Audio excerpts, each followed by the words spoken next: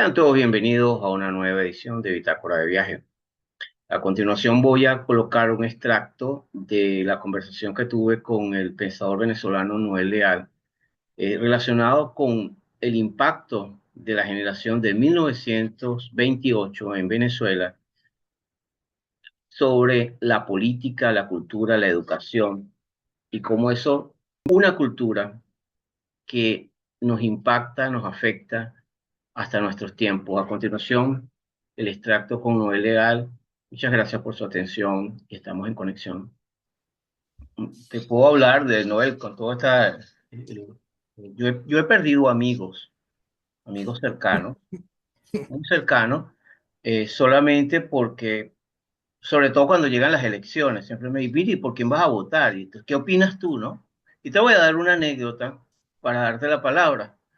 Eh, Corría, creo que tengo muy buena memoria, fue el 26 de julio, me grabo un audio, que fue antes del 28, el famoso 28, me grabo un audio, un politólogo, un amigo politólogo, profesor universitario. Yo no soy politólogo, soy un ciudadano de a pie, más nada, más nada. Y me dice, Feli, ¿qué piensas tú de lo que hoy viene? Y yo estoy muy emocionado con esto, le digo.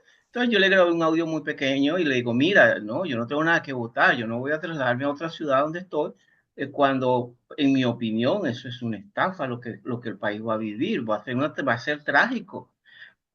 Gracias, Feli, siempre interesante tu punto de vista. No habían pasado 5 minutos cuando este amigo empezó a subir en sus redes, salgan a votar, nuestra oportunidad está allá. Y yo me hacía una reflexión.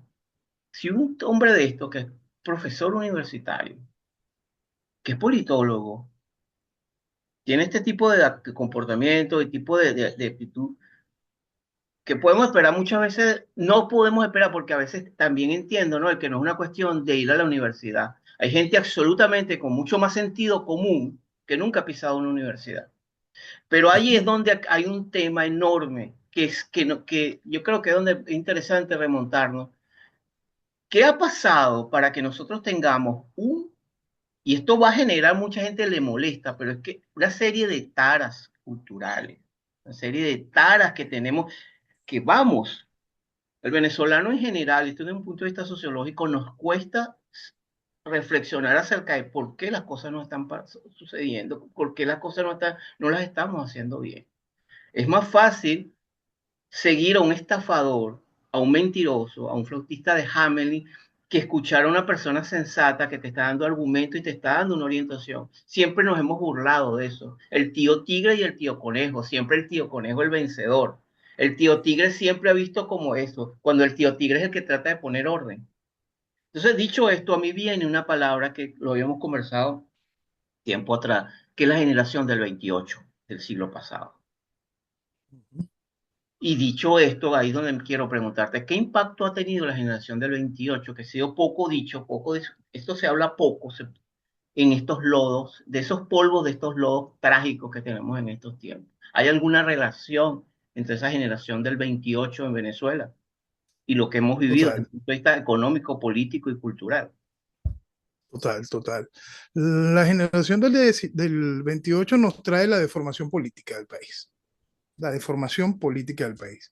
Para, Era un asunto tan grave y era un asunto tan real de lo que significaba la deformación política del país que existía el inciso sexto, que era el inciso sexto de la Constitución. Era evitar manifestaciones en el orden del socialismo o el comunismo en Venezuela. Entonces nace esta generación del 28 sin querer levantar las banderas de frente de esa realidad.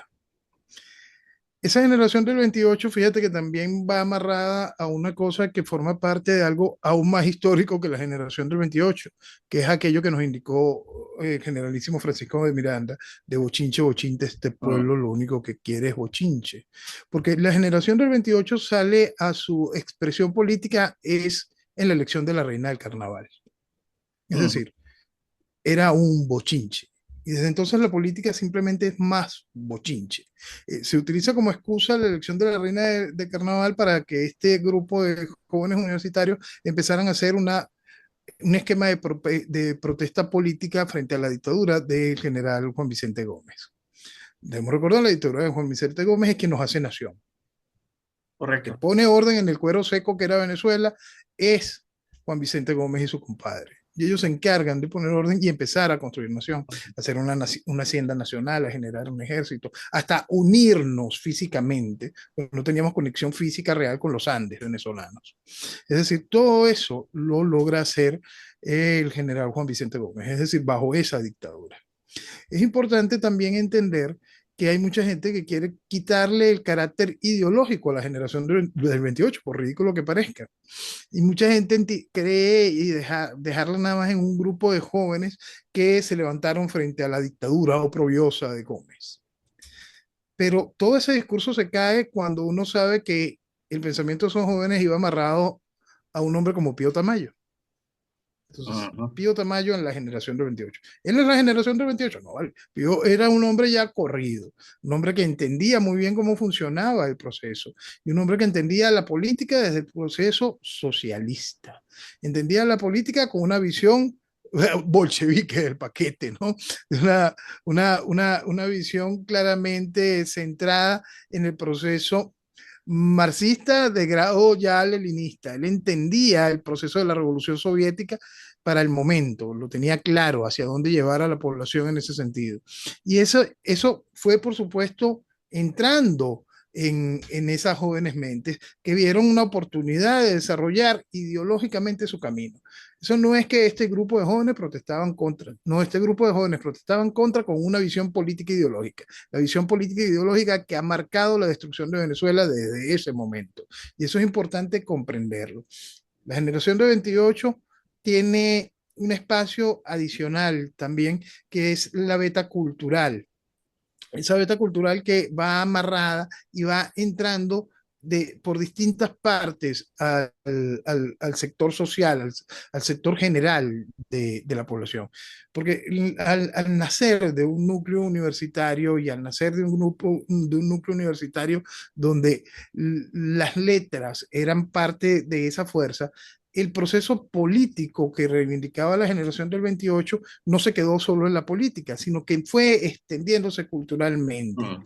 y arropándose con personas que tampoco eran propiamente de la generación, pero sí generaban esa conexión gracias a la estructura cultural más la estructura política e ideológica. Entonces, por eso nos encontramos que la generación de 28 nace, por supuesto, Acción Democrática, nace de la mano de uno de los líderes principales de la generación del 28, que era Rómulo Betancourt.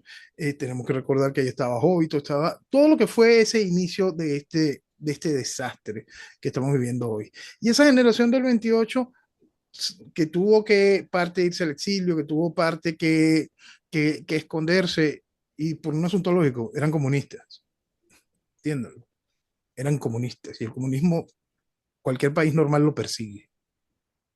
No perseguir el comunismo es dejar que el comunismo venga y te destruya como nación. Ujú. No ridiculizar al comunismo, no señalar los 100 millones de muertos, no señalar que el proceso socialista es el camino hacia el comunismo. Negar todos y cada uno de esos principios es lo que hace que una nación se debilite y pierda. Por eso existía el inciso sexto. Lamentablemente el inciso sexto fue desmontado por el general Medina Angarita. El general Medina Angarita tenía una conciencia democrática extraordinaria para el tiempo y pecó de inocente. Pecó de inocente y él mismo se puso el cuchillo en la garganta al no entender los distintos factores que estaban políticamente en esa realidad que era la Venezuela de hace tiempo, al no entender que ya Escalante no podía ser el candidato presidencial, entender que esos demonios se iban a desatar porque las puertas estaban abiertas. Y la generación del 28 había trabajado esas puertas. Entonces, más allá del problema militar, de los jóvenes militares que querían salir de los chopos de piedra, de los tiempos de Gómez, estaba ese calor político ideológico sembrado. Y eso abre la puerta para el fin de aquel experimento democrático con la excusa de imponer democracia. Medina estaba haciendo un experimento democrático. Íbamos a ir a unas elecciones de segundo grado a través del Congreso esas elecciones está todo técnicamente cuadrado para que Diógenes Escalante hubiese sido presidente. Diógenes Mm, lamentablemente enloquece. exacto. Fíjate que ahí teníamos un hombre preparado para ser presidente que se volvió loco, ¿no? Esta es una frase que creo que era de Oscar Llanes, que eso, Diógenes Escalante era un hombre Ujú. preparado para ser presidente que se volvió loco y de repente este país puso a un loco como presidente. Eso fue lo que sucedió después ¿Eh? en el 98. Pero eso es parte de la realidad de cómo funciona este país y cómo ese degradar constante. Entonces, Medina siguió con su experimento democrático y eso hizo que se aflojara la fuerza que tiene que tener la situación natural de un país contra el socialismo. Eso es importante que se entienda. Es natural ser contrario al socialismo.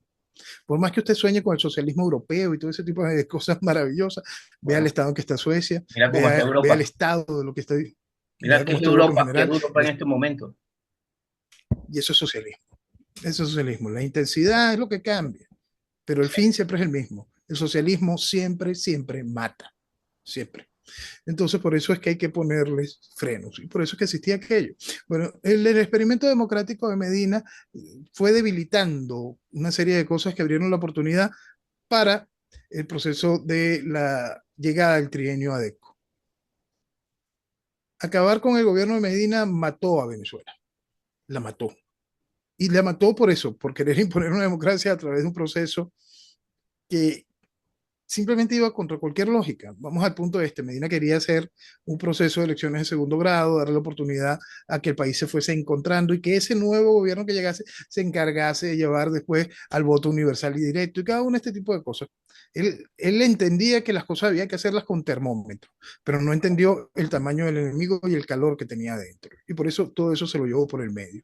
Ese enemigo logró conquistar esa ambición y esa necesidad por parte de aquella juventud militar y vino el golpe contra Medina.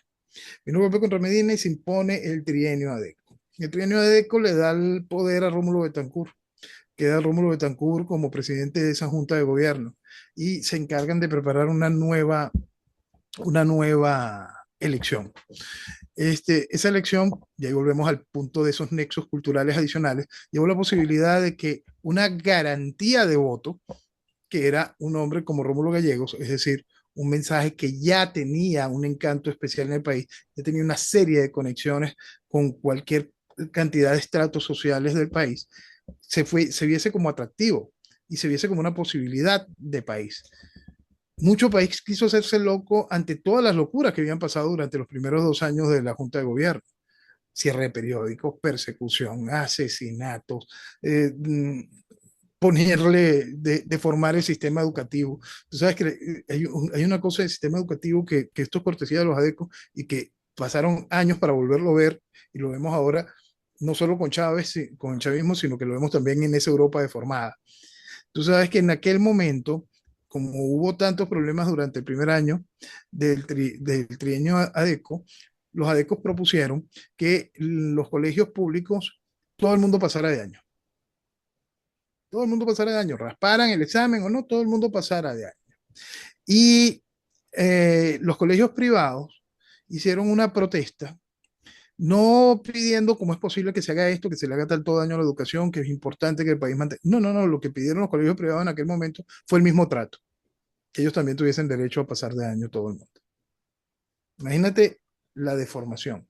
No se busca la excelencia, no se busca la superación, no se busca el orden. Ya la deformación había calado en tantos espacios de la sociedad como en eso. Nosotros volvemos a ver ese desastre de pasar a la gente sin que se esforzaran siquiera en el transcurso del año estudiantil. Es ahora aquí con el chavismo y también se ve en diversos países europeos. Es impresionante, porque siempre es la misma tónica del socialismo. Yo tengo que deformar las sociedades y utilizo todas las herramientas para eso.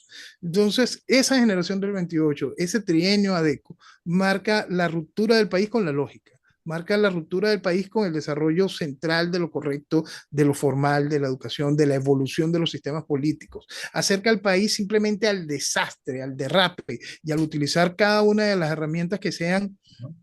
simplemente contrarias al desarrollo lógico de una sociedad para poder construir un país. Por supuesto, ¿qué es lo que queda?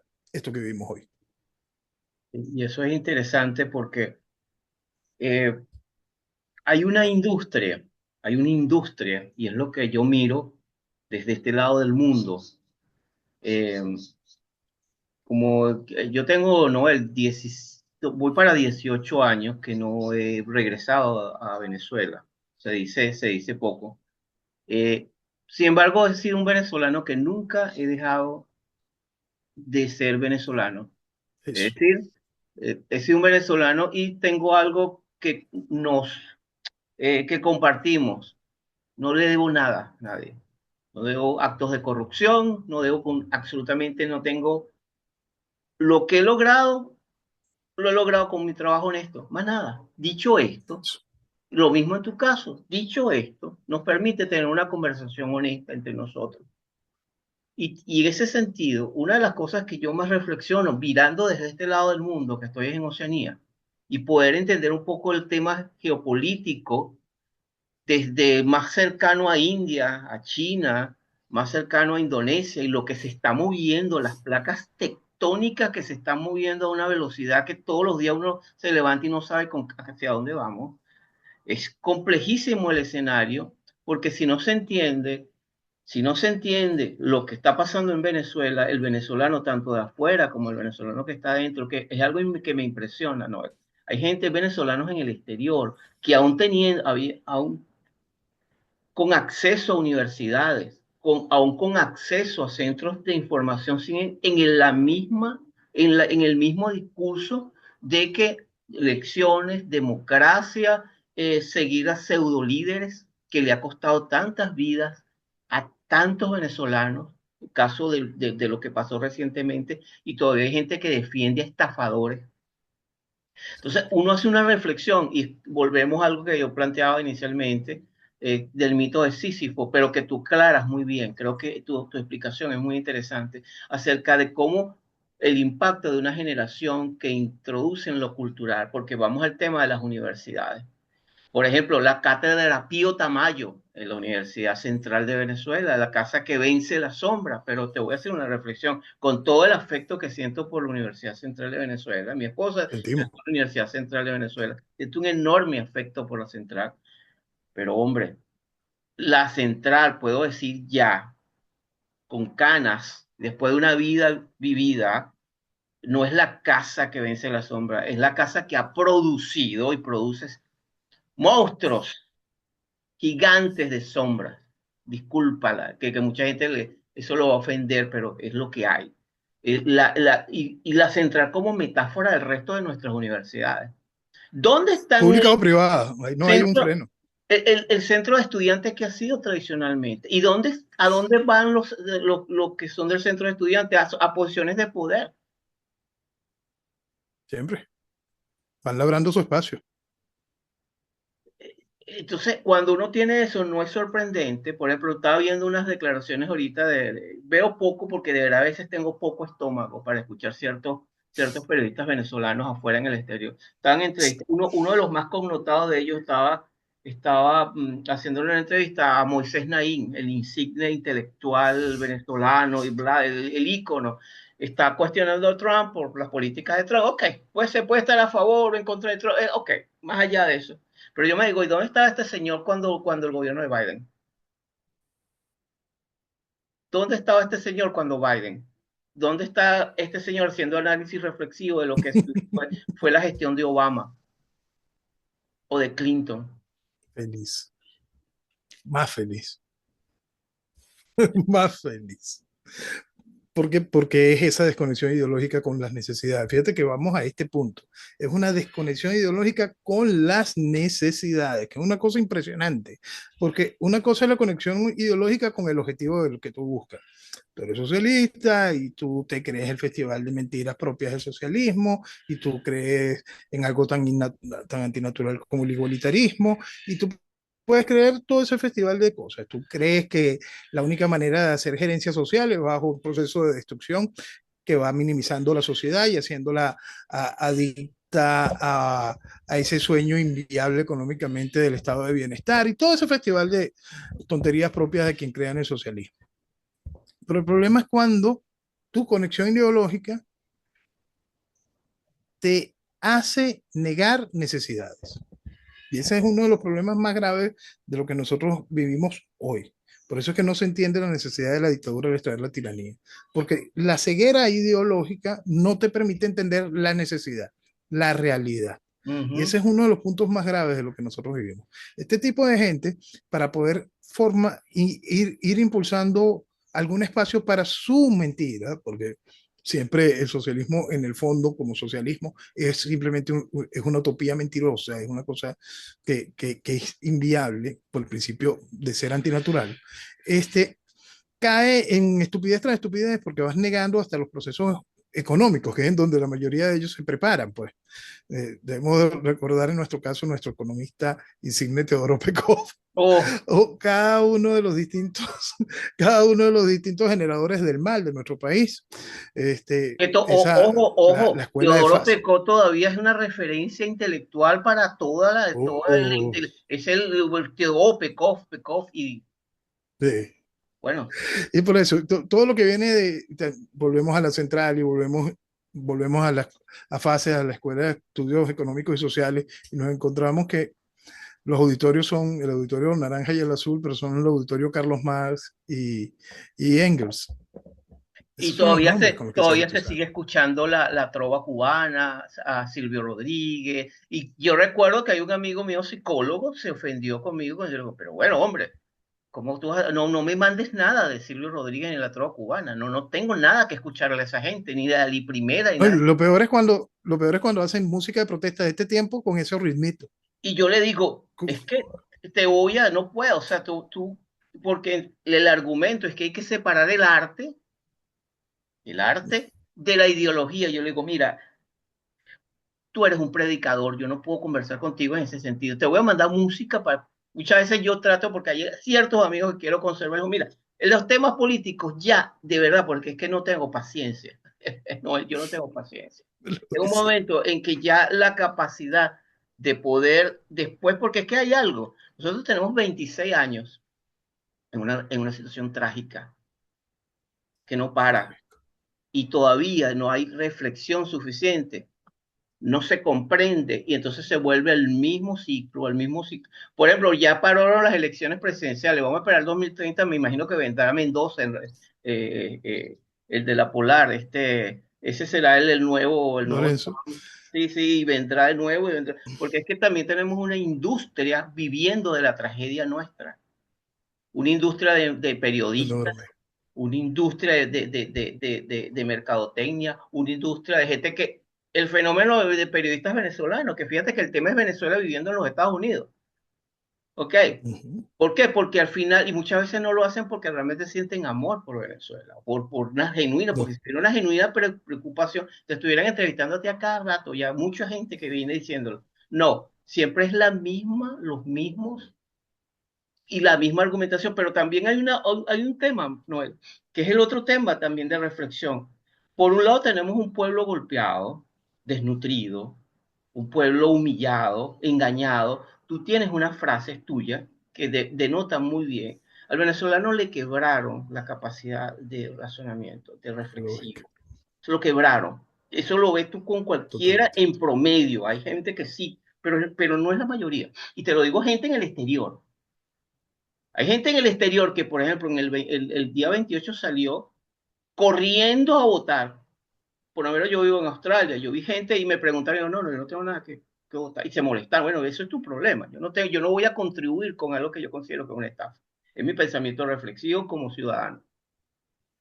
Pero ¿qué pasa con eso? Que son gente que No, no y son en el caso, ignorantes. No perdona, son y ignorantes. en el caso del exterior, corrieron a votar fue en las primarias, pues no podían correr a votar en la elección propia del 28 porque el chavismo no dio esa posibilidad. Es que aún así hubiesen salido corriendo.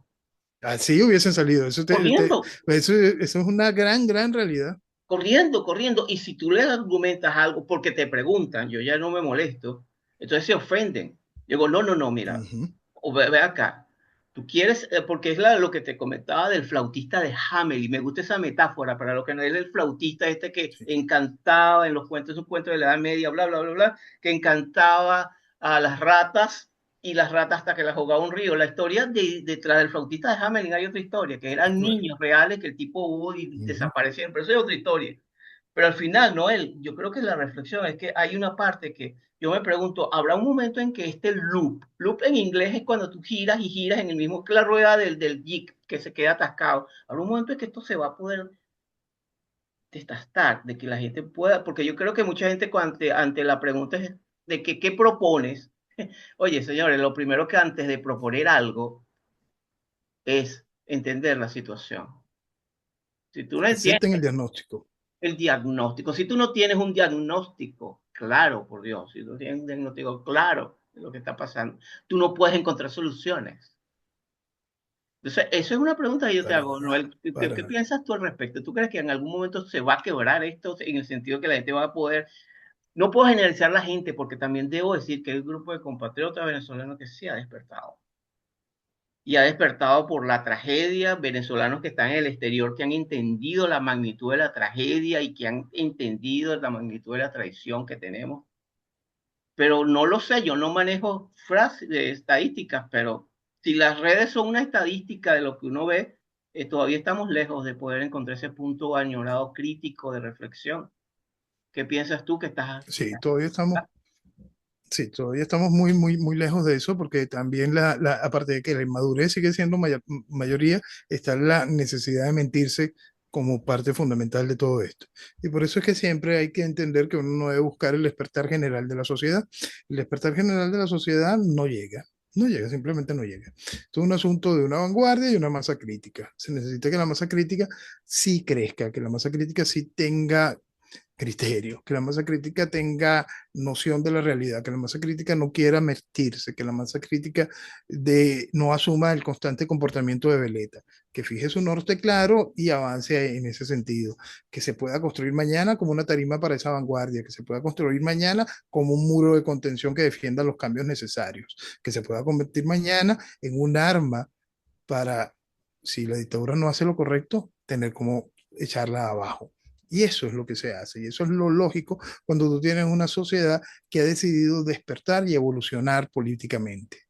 Entonces, el asunto es, como sociedad se puede alcanzar esos hitos, volvemos, no es la sociedad plena, es esa masa crítica la que tiene que tomar absoluta conciencia sobre eso. Esa masa crítica ha venido creciendo, sí, estamos lejos de que llegue al punto donde pueda accionar y cumplir sus objetivos, sí, lamentablemente estamos aún muy lejos, sobre todo porque mucha de esa masa crítica que cree que despertó todavía sigue pensando las cosas desde su ombligo. Entonces, cree que como despertó, no hay que hacer más nada. Ya yo por fin desperté. Y ahora es cuando tienes el trabajo, porque ahora es que te toca convertirte en un motor de difusión de la verdad, ahora es cuando tienes que encarar al resto de tu entorno sobre esa realidad para ver que si en el resto de ese entorno hay gente que realmente es valiosa, gente que realmente puede hacer aportes importantes para la construcción de esa masa crítica o gente que puede decidir en ese momento terminar de quitarse la careta y decidir, no, yo ni siquiera soy masa crítica, yo soy vanguardia y tengo que avanzar. Entonces, esa responsabilidad sigue siendo muy grande y la gente tiene que dejar de mirarse el ombligo y empezar a entender lo que tiene alrededor y comprender el daño que existe y las posibilidades que hay para subsanarlo. Entonces, la construcción de ese despertar llega así. ¿Es general de la sociedad? No, y no se debe esperar.